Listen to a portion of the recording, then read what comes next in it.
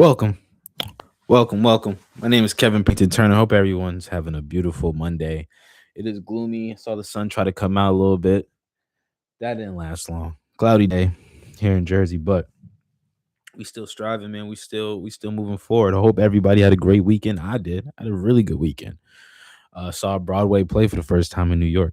Did not know a Broadway play means it's on Broadway, like a specific place in New York City. If it's not in New York and it's a play, it is not a Broadway play. Did not know that. Two Strangers Carrying a Cake across New York was a play, or you can just call it Two Strangers. It was a British play.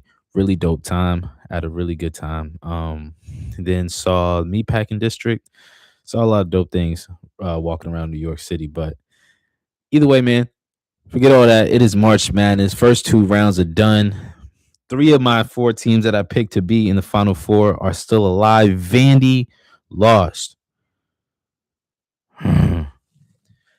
Vanderbilt lost by 2 points. I watched the game, man. They let the dude just drive to the basket. I'm just drive to the basket. They lost in Nebraska. Shout out to Nebraska. They had some threes. White boys can shoot the shit out the ball. I'm not gonna lie to you. And Tanner, he's a dog. He's a dog, man. 6 foot point guard, bro. But he was nice. He had like 25 or 27. He was great. It was a great game. Vanderbilt. Hopefully he stays.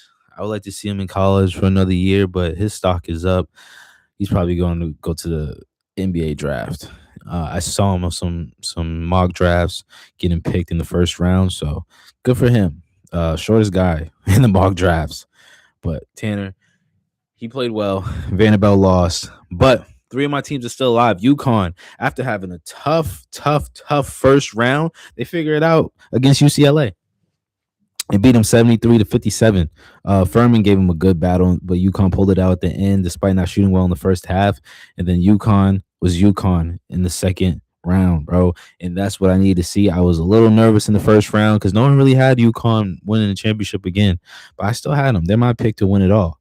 But that's going to be tough because they got Michigan State who beat Louisville by 8, and Michigan State's tough. Izzo, he's always has his guys going, having a great season as they usually do, and that's another team that's good at winning March Madness, good at making to Final Fours, good at making to the championship games. They're a really team oriented program at Michigan State, and they have UConn, which is a basketball world program, historical, and it's going to be a classic.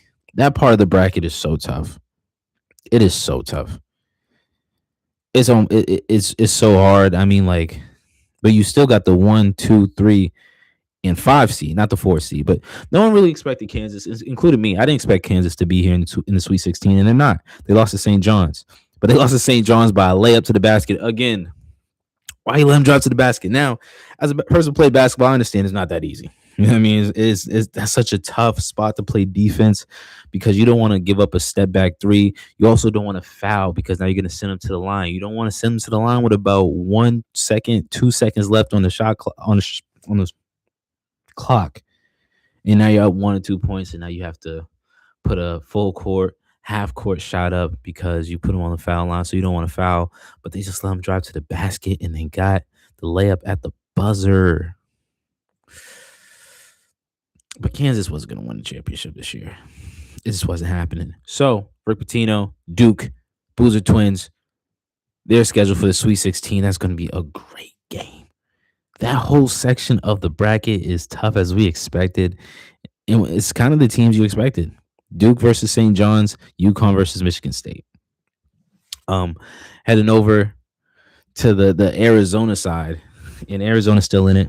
I think everybody kind of has Arizona still in it. That 1 seed over there is relatively easy. They have Long Island. Shout out to LIU, but they beat the brakes off them. Utah State gave a good run, but Arizona's just too much. They've been the number 1 team in the country, like playing like the number 1 team in the country all season, to be honest. And they have to face my team that I got going to the Final Four. And I'm glad they're still in it. Arkansas, Acuff, Wagner, Calipari. I'm glad they got it. High Point gave them a run for their money. as expected. They shoot threes. They play defense so well. Um, the guards can shoot. The bigs can finish around the rim. They can move decently. The bigs can for High Point. Um, and it was tough. But Arkansas they just got too much athleticism and too much just like elite basketball players in general, like elite athleticism and elite basketball players. Where High Point had players that had elite attributes in a certain category. You know what I'm saying? They did that. They did a certain thing very well. Whether it's hustle, whether it's shooting, whether it's protecting the ball, whether it's just rebounded. They had pieces to make a really good team, and they was a really good team. But Arkansas pulled it away and won by 6. So now it's Arizona versus Arkansas. I'm not gonna get into my Sweet 16 predictions just yet. I'm gonna wait until we kind of recap all of it. Texas and Purdue. Listen, I'm gonna keep it all the way at 100. I didn't really see the Texas and Gonzaga. I know people love Gonzaga because Gonzaga is such a like a March Madness team, very March Madness team. Very team oriented, good shooters. They don't really make mistakes. You got to beat them. They're not gonna beat themselves up. But Texas this year has had some really good athletes. Really good athletes, and they was able to beat Gonzaga. Saw some of the clips on YouTube. But shout out to Texas and shout out to Purdue. Big Ten. Big Ten. Uh yeah.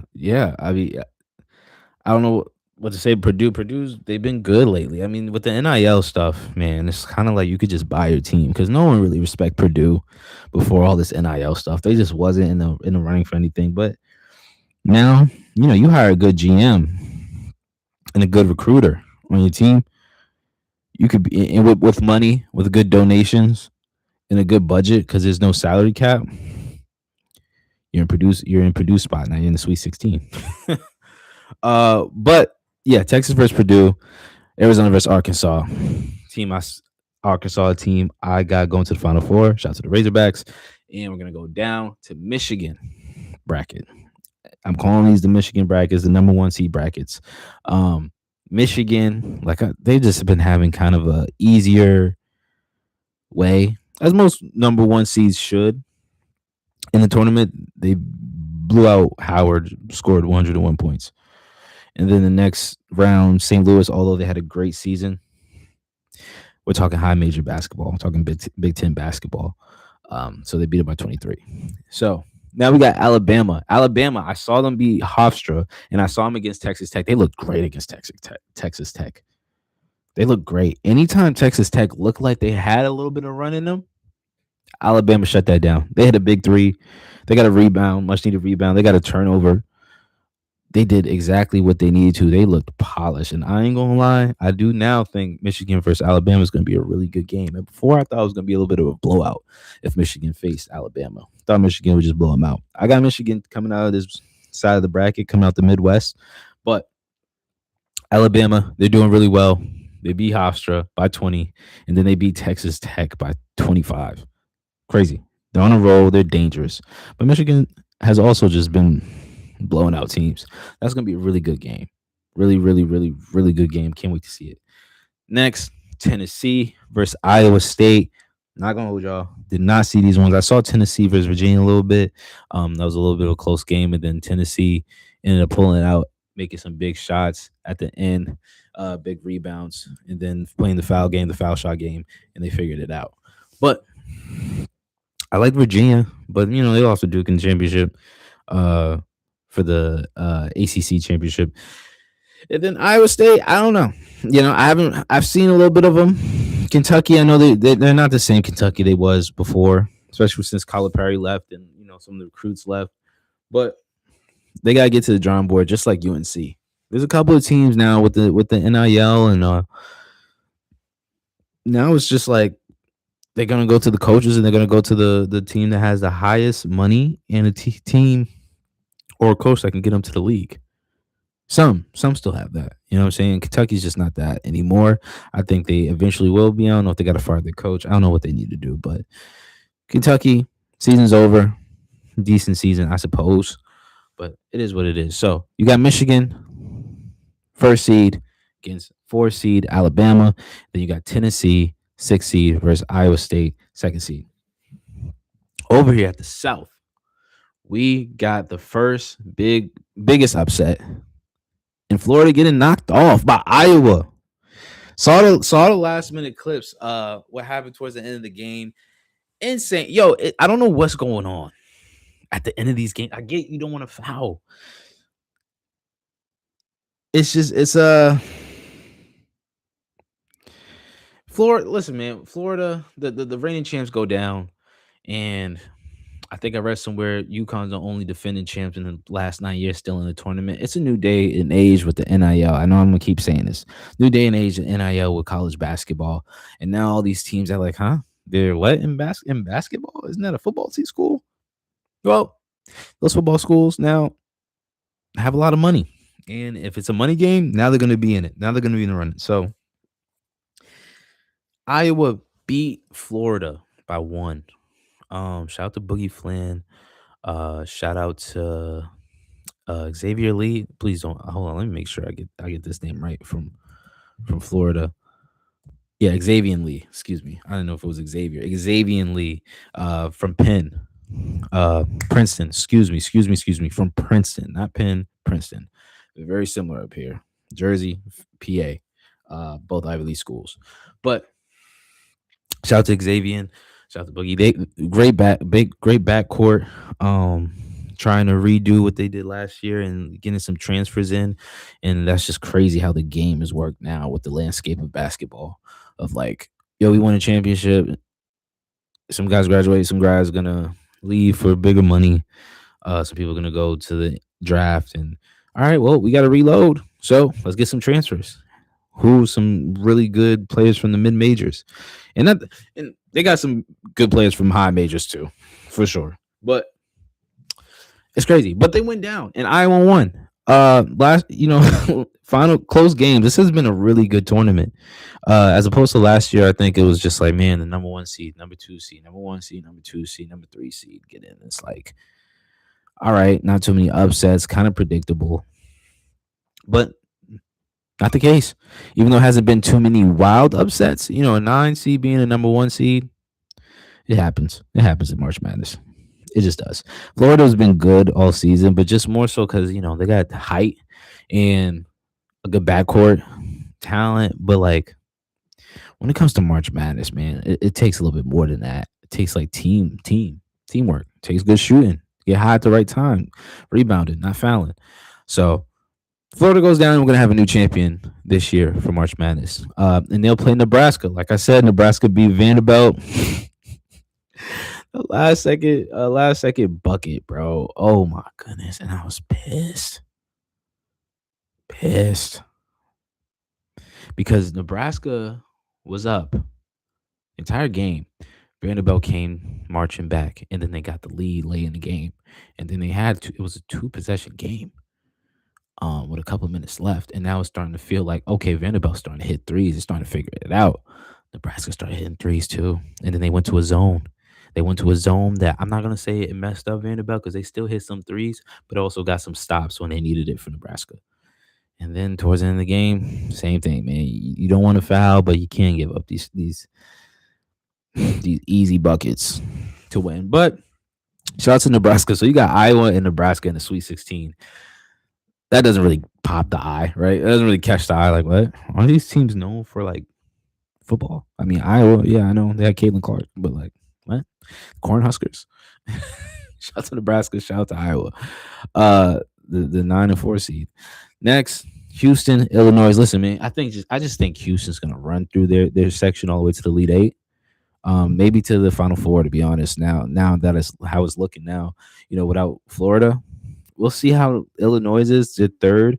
They beat VCU. They beat the brakes off VCU, but VCU was also 11 seed that knocked off UNC, a UNC team with okay coaching. Some okay, good players, but like, you know what I'm saying? They have a great, they have great players, but just when it comes to this, a little young. Nothing really pops out athletically except one guy. But VCU knocked them off. They knocked them off. And now 11th team is playing the 3rd seed, and then the 3rd seed blows them out by 21 points. Happens, right? So now you got the third seed versus second seed. Houston second seed. I got Houston winning this. I think they win by like double digits, but I could be wrong. Could be another classic. How this tournament's looking out, it's gonna be probably another classic. Now I'm gonna just get into my predictions. I'm not gonna bother y'all too much with it, and go to my Sweet 16. Who I think will win.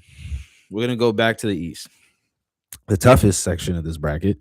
And I'm starting to feel like whoever comes out of this one is going to win. I got UConn, and they're in this bracket, and then this part of the bracket. But Duke versus St. John's. I think St. John's is just more tough than Duke. You got a Rick Pitino team. You've gone through the mud throughout just this one season. You've been through the ups and downs. You've been through the fire. There's something about Rick Pitino's teams, even the Louisville days, even in the St. John's team that just feels like, man, they've been through it all and like just keep fighting, keep digging through, and like they're just not gonna quit. They're just resilient. And I know that sounds so cliche, but this is the only team that it really feels that way. You feel me? The only thing close to that I can say is UConn. So I think St. John wins. Duke has just, how the Siena game went, and then they kind of got back on their shin and beat TCU by 23. But I think St. John's is just ready for this moment. They're just ready for this stage. They're just not afraid. They're just gonna keep fighting, keep playing. Zuby is gonna be dominant. Boozer and Zuby is gonna be box office, which is so funny because I don't think Zuby's going to the NBA. He's gonna be a great overseas player.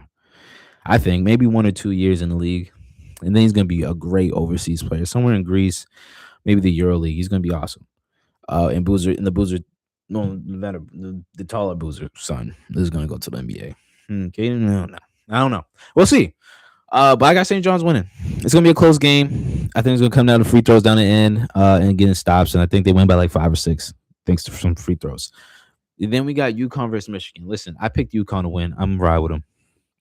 I'm gonna ride with UConn. Michigan's really good. I think they're amazing at home. Even though they looked good so far this season, I mean this March Madness, but I think they look better at home. They look unstoppable at home. So does UConn. You ever seen a UConn game? Crowd goes crazy, but I just trust Dan Hurley to get his team ready no matter the conditions. I've read Dan Hurley's book. He cares about March Madness. Like the Big East, he cares about it too, for sure. But like he wants to win a national title every single year. Of course, everyone does, but realistically, only like 4 or 5 teams actually expect to win a national title. He's one of them. Patino is too. So I got St. John's and UConn in the Elite Eight, and that's gonna be crazy. That's gonna be crazy. 2 rivals from the Big East going at it. If it happens. So and then the West, Arizona versus Arkansas. I picked Arkansas to be the Final Four. Going to Arkansas. I know Arizona has more talent. They've been playing better, but I just see a mess up in them, man. You've been like number one in the country for most of the regular season, and just running through teams. Once you hit with some adversity, what you're going to get hit with in these March Madness, I think they freeze up. And Arkansas have been through the fire. They lost games. They became unranked. I think at this point in the season, it's like which team's been through the mud, because it's gonna get tough at this point in March Madness. Players are gonna be tired. I know they got a couple of days off. They're still gonna be tired, and they're gonna have to figure it out. And I like Arkansas's chances, so I got Arkansas winning. I know it's gonna be an upset, but I got them winning. Purdue versus Texas. I got Purdue. So was that great point guard? I got Purdue. Beating Texas. They was even supposed to be BYU, but thanks to BYU having some injuries, they did. So I think Purdue kind of wins by double digits. Quick in and out. Next to the Midwest, Michigan versus Alabama. At first, if you asked me before the season started, before the tournament started, I would have had Michigan win by like 15. But how Alabama's playing, it's going to be a close game. But I still got Michigan. Still going with Michigan. Sorry. I just think they have the easiest route in this tournament. They have the easiest route as a 1 seed in this tournament. So I got Michigan. I got the Wolverines. Next, Iowa State versus Tennessee.